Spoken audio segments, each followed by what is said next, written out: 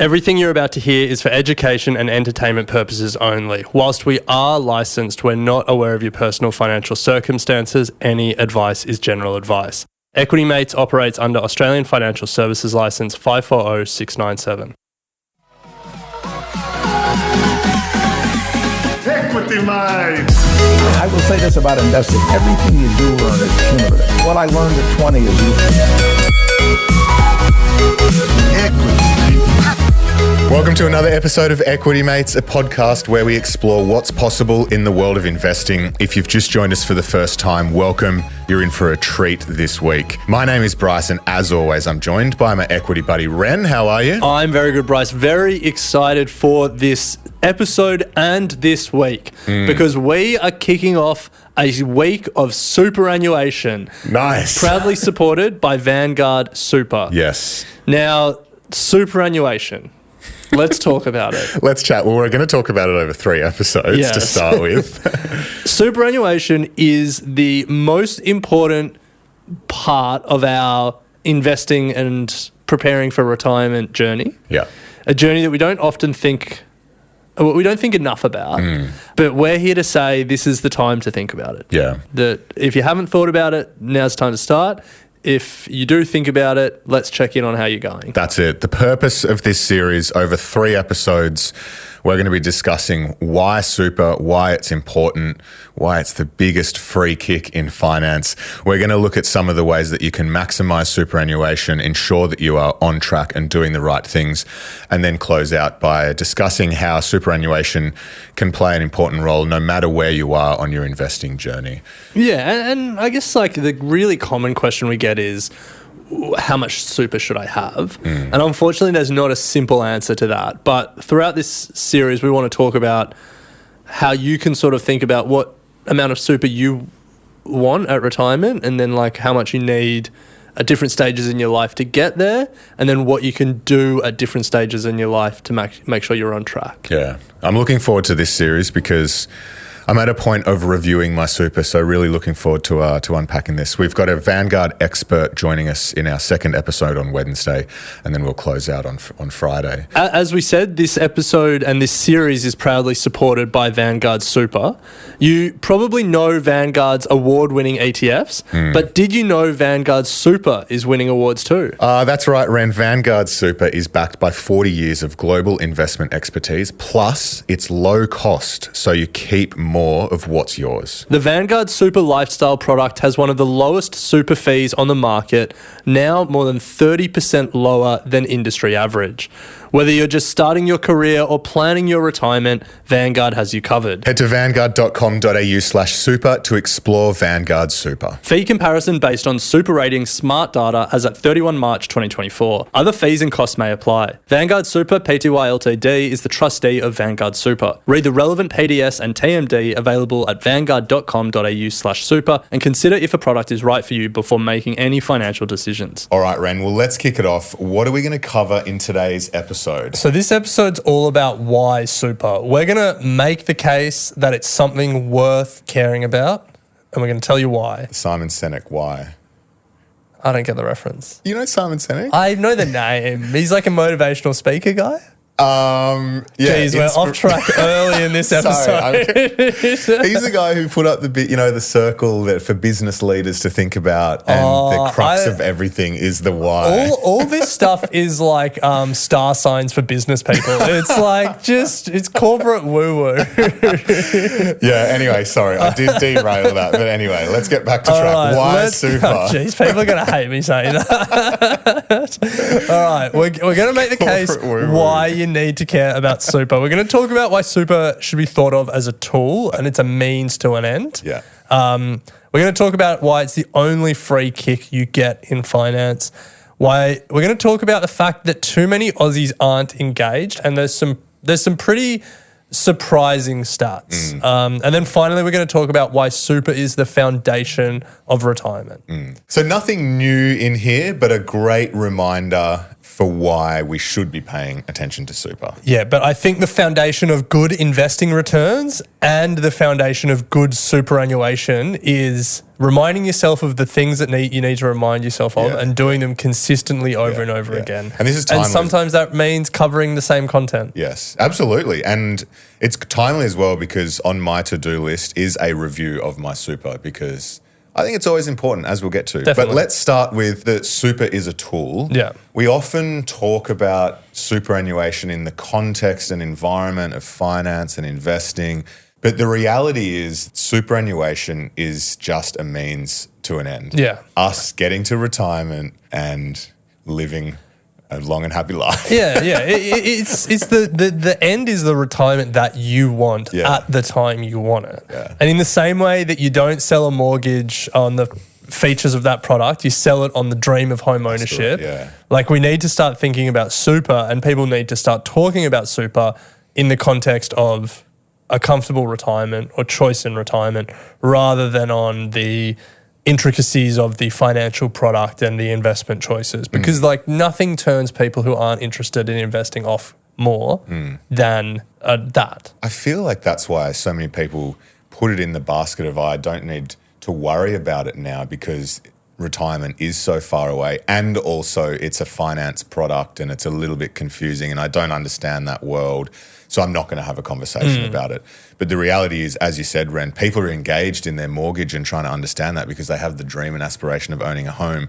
The same sort of feeling and I guess dedication towards understanding a financial product should go towards your superannuation. Yeah. This is going to be your nest egg at retirement, and the difference between retiring comfortably and, you know, with the life that you want, and perhaps realizing too late in life that you should have paid attention to it 20 years earlier. For me, the biggest thing is the when as well. So Vanguard have done a study that we'll include in the show notes for all these episodes, and that we've pulled a number of stats from, which has been really helpful in prepping this episode. Yes. But they found that they spoke to a number of people across all age demographics, but zooming in on people aged 18 to 34, the average person in that age bracket wanted to retire by 59 and a half years old. Very weird. Okay. And for me, the big thing is, like, we can all achieve our retirement goals, and we'll talk to some of the numbers that really illustrate that. But the most important thing is that you really need to give yourself a solid, call it 30 years at least, to let compounding do its thing, put money away. Ideally, for people who are, you know, in their 20s and 30s, you can give it 40 years. But like, you really need to give it a good run. Like, it's hard to play catch up if you're only thinking about it when you've got 10 years to go until you want to retire. And so for me, the biggest reason that you want to think about the retirement that you want and when you want to retire when you're in your 20s and 30s is because you will then give yourself more choice about the when. Yeah. It's hard to conceptualize the retirement that you want when you're in your 20s. 100%. It's very hard to do.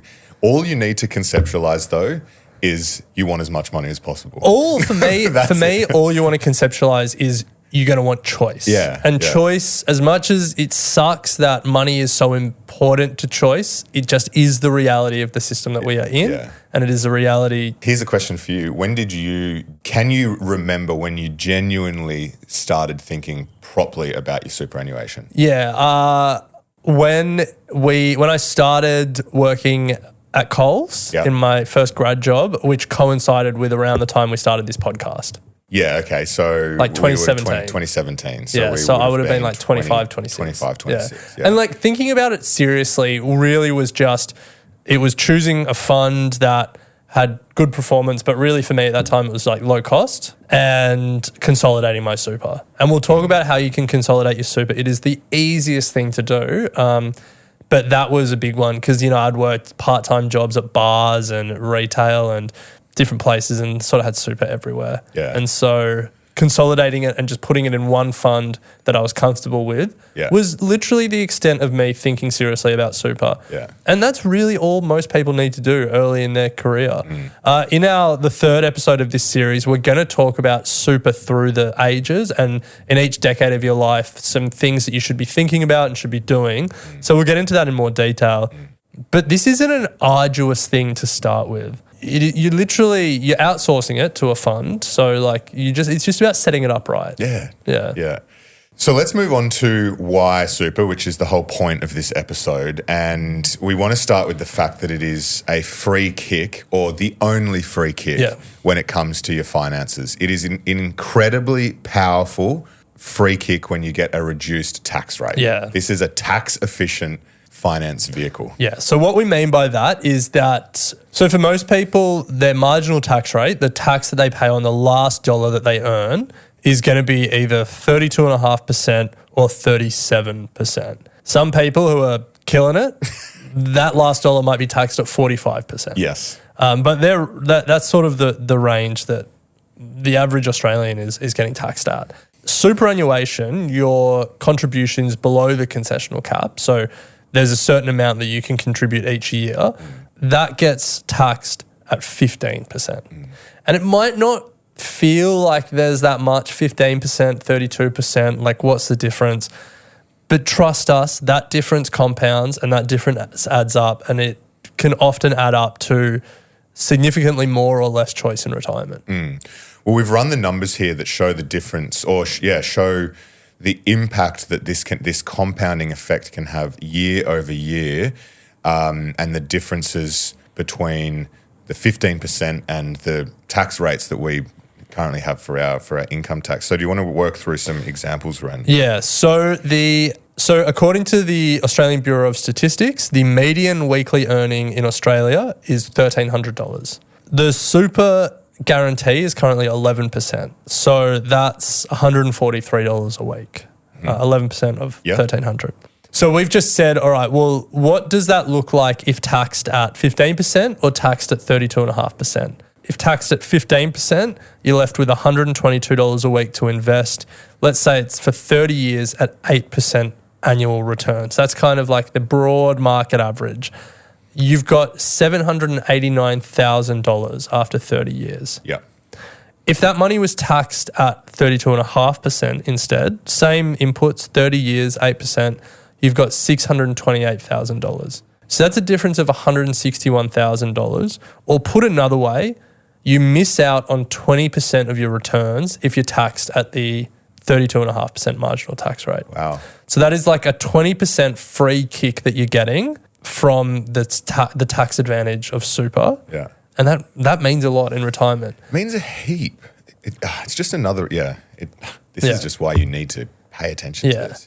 Now, you can change the assumptions and the core fact remains the same. Let's say rather than 30 years at 8%, we said 40 years at 10%. Yeah. If you invested that $122 a week at 40 years at 10%, $3.35 million. Wow. Yeah, that extra 10 years is massive for compounding, which is why, again, we say starting early is so important.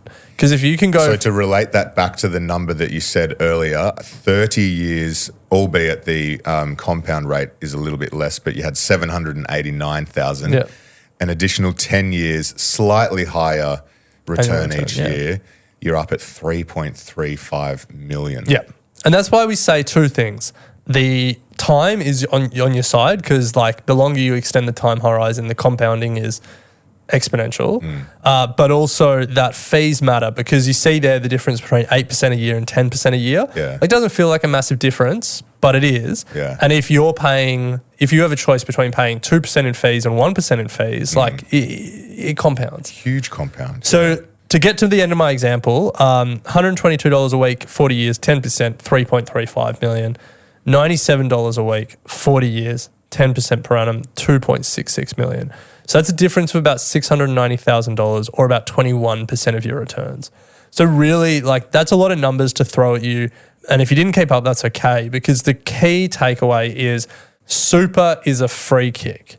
That lower tax rate on the concessional contributions means that you can invest more and that more can compound year after year after year.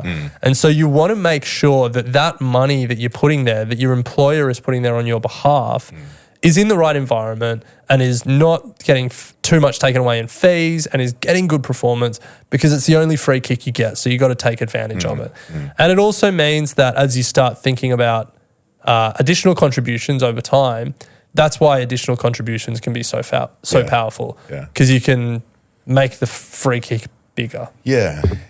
And if you're struggling to kind of comprehend, it's just think about this. If your employer comes to you and says, I'm going to take 11% of your income every time I pay you, I'm not going to tell you what I do with it because you're not engaged. Like, how do you feel about that? Like, you should want to know exactly what your employer is doing with that.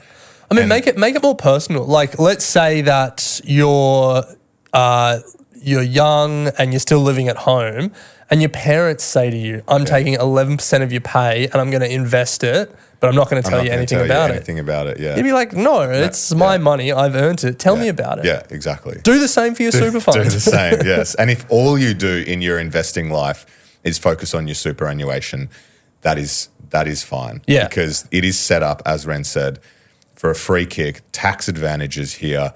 It is a vehicle to help you grow wealth as best as possible over a long period of time. All right, Bryce, well, let's take a quick break here. On the other side, we want to talk about some concerning numbers about how Aussies aren't engaging with their super, and then talk about why we think super is the foundation of our retirement. Before then, let's say a quick thanks to Vanguard Super for sponsoring this superannuation series. And as you know, here at Equity Mates, we hate fees. After just over a year in market, Vanguard Super have lowered their fees. Nice. Their award-winning life cycle option now has one of the lowest fees on the market, more than 30% lower than industry average. With a yearly fee of just 0.56%, which bundles administration fees, investment fees, and transaction costs, that's only $280 on a balance of $50,000. So extend your investment success with Vanguard to your superannuation. Head to vanguard.com.au/super to explore Vanguard Super. Fee comparison based on Super Ratings Smart Data as at 31 March 2024. Other fees and costs may apply. Vanguard Super Pty Ltd is the trustee of Vanguard Super. Read the relevant PDS and TMD available at vanguard.com.au/super and consider if a product is right for you before making any financial decisions.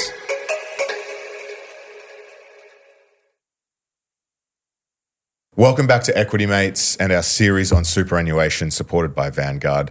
Ren, we've spoken about why superannuation is a super tool, why it is the only free kick in your finances.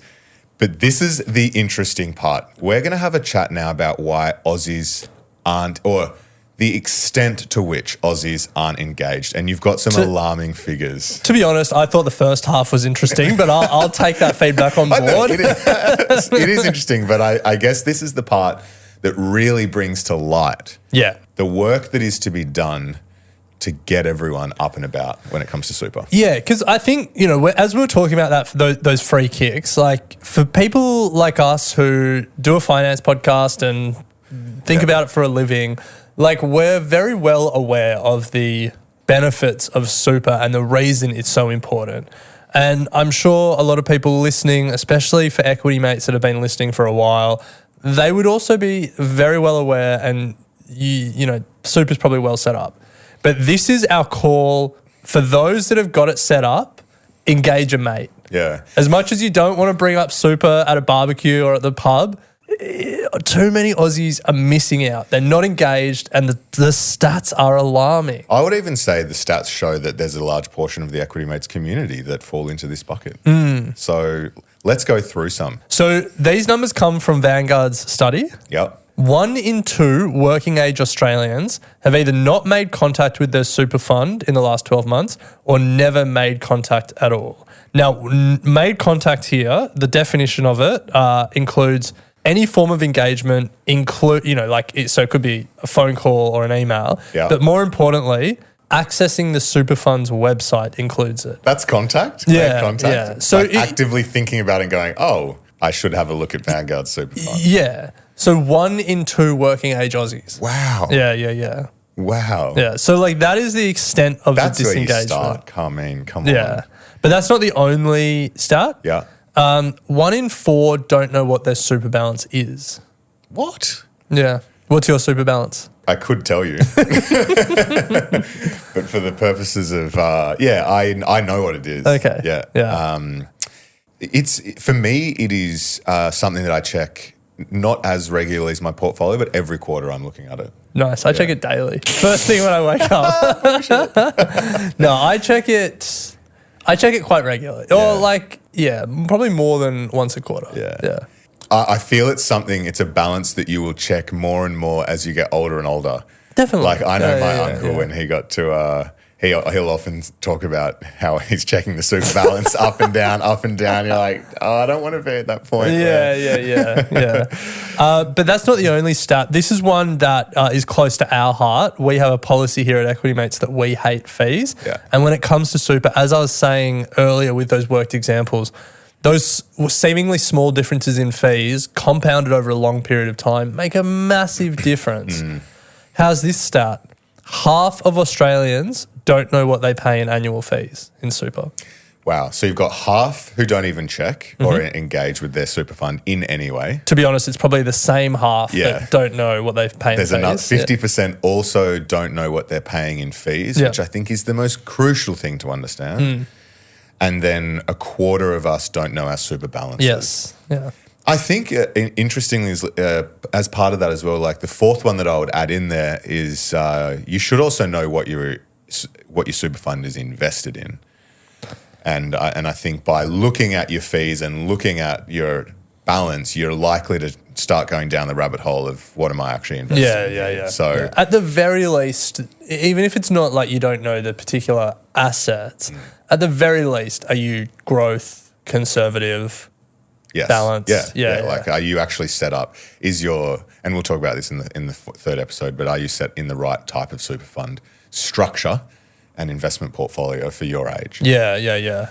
The fees is a good one because I went in my most recent review just to remind myself, and there are a few funny ways that they present fees, administration fees, assets under management, so you definitely need to pay attention.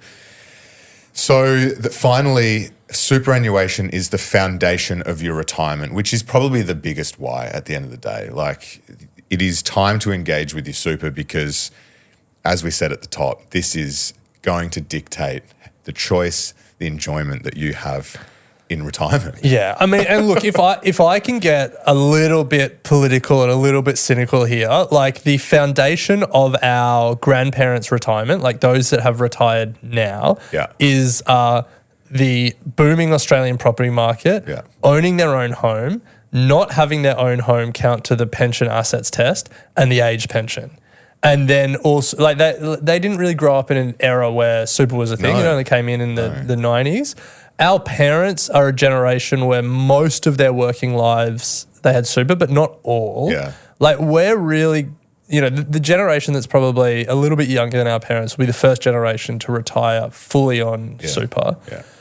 And there is no doubt, this is controversial to say, but there is no doubt in my mind that as future governments get to a world where the people retiring have had a full working life of super, there will be budgetary pressure to change the way that the age pension is managed, to change the way that the asset test looks at things like the fully owned home. Changes will come.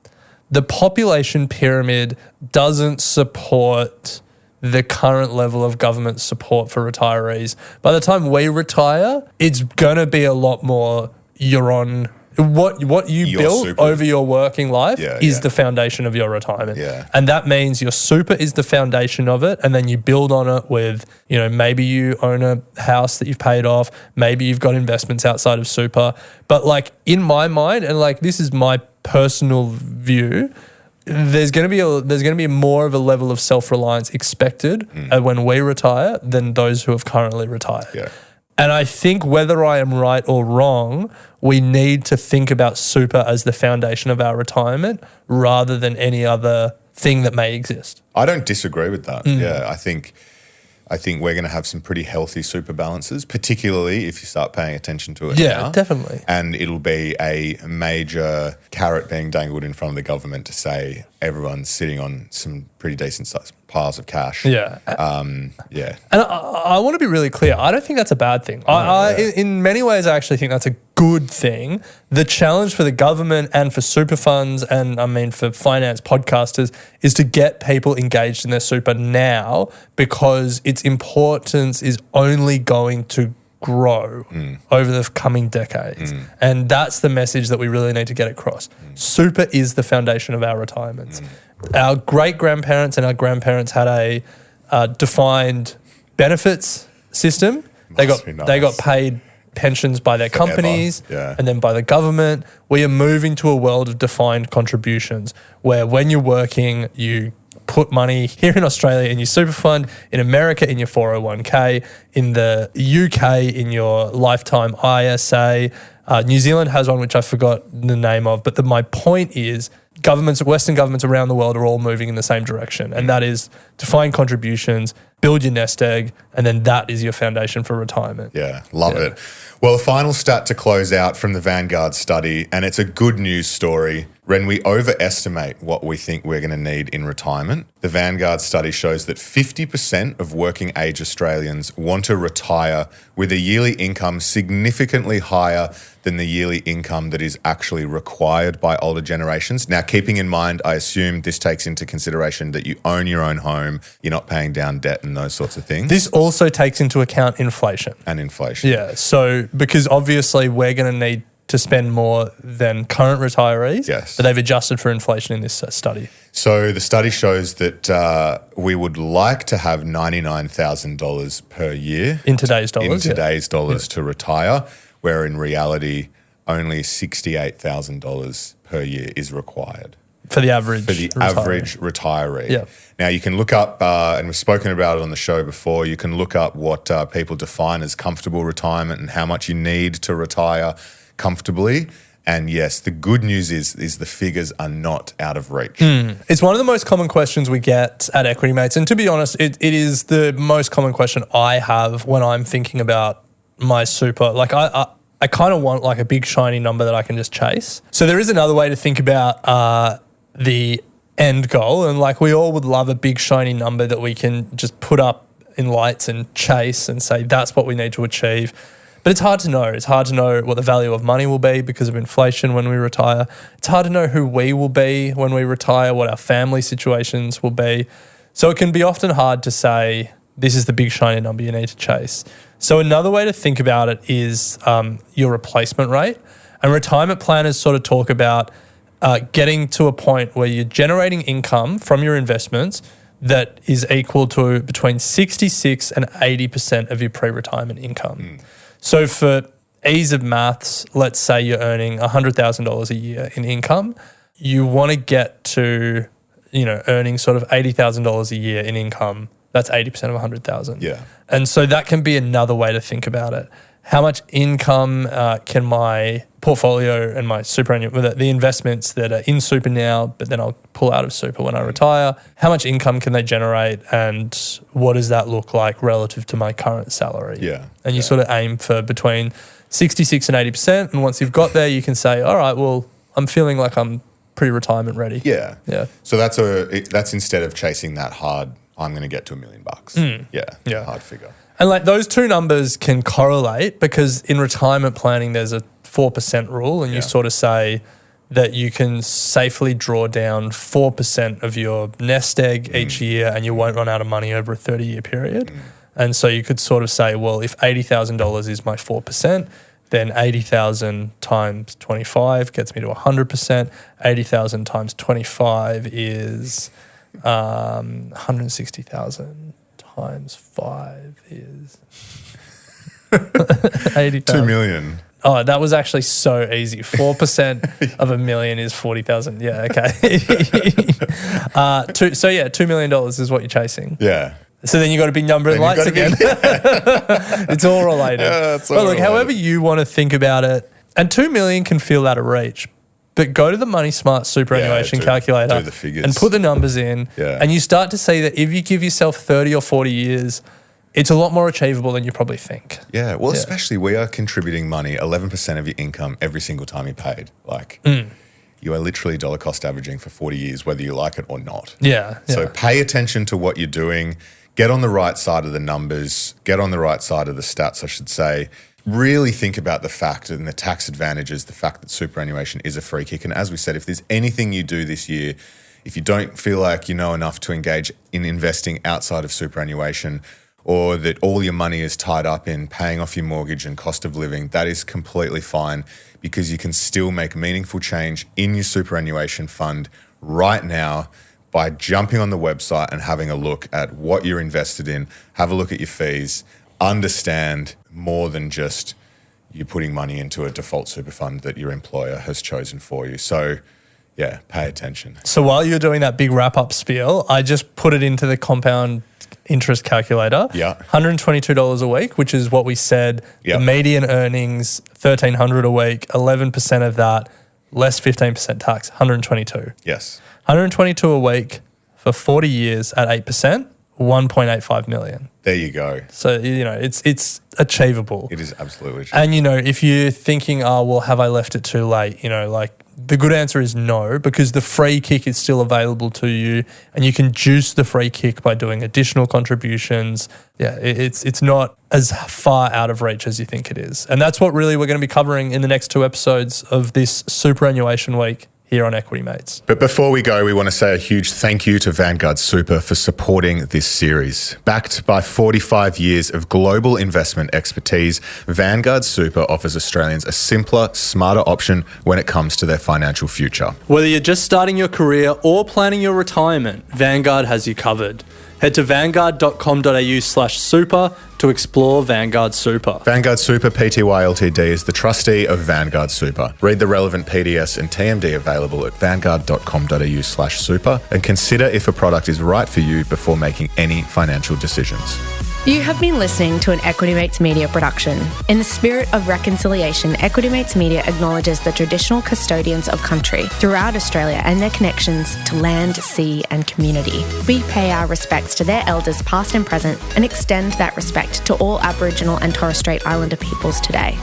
This podcast is intended for education and entertainment purposes. Any advice is general advice only and has not taken into account your personal financial circumstances, needs, or objectives. Before acting on general advice, you should consider if it is relevant to your needs and read the relevant product disclosure statement. And if you're unsure, please speak to a financial professional. The hosts of this podcast and their guests may have positions in the companies mentioned. Equity Mates Media operates under an Australian Financial Services Licence 540697.